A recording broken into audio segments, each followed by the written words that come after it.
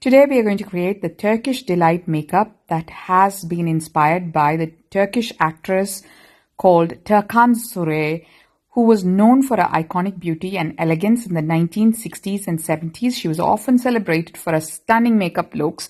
So her makeup was very bold, dramatic elements such as the eyes were the key. And I wasn't sure about this look, but once I did it, I was stunned by the outcome of it. The flawless skin she naturally had was important. So I've used a very matte with a foundation from She Glam with a dewy primer to create a mix of the both, and a cream contour. So she has very strong features.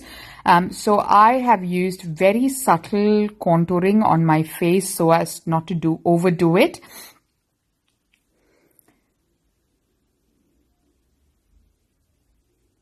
I have used a concealer that is the same shade as my skin from Fenty Beauty, as there does not appear to be a lot of brightening in the center of the face, and I don't think she used to powder her face much, so I've only powdered in the center of the face where I've added the concealer. The rest of the areas have been left quite dewy.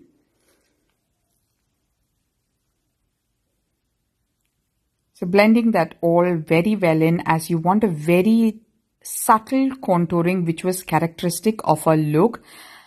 She wanted, I guess, definition without appearing too heavy. For the blush, she seems to have used a very earthy pink color. I've tried to achieve that with the Australis cream blush. And for the eyes, she seems to have done a contouring of her eyes, which I've tried to do with the terracotta brown eyeshadow just to lengthen the eyes and then wing it out just at the crease area. And then I've added 2 shades of the shimmer. I've added the gold and the silver, mixed it up a bit so it doesn't look too warm or too cool.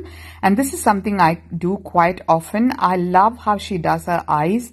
It does take a little bit of getting used to, but once you do this makeup, you'd notice how your eyes look so wide and so stunning and so classy. So a long wing, this is the Milani liquid eyeliner I've used, and they're straight. So they're not winged upwards like in the 80s.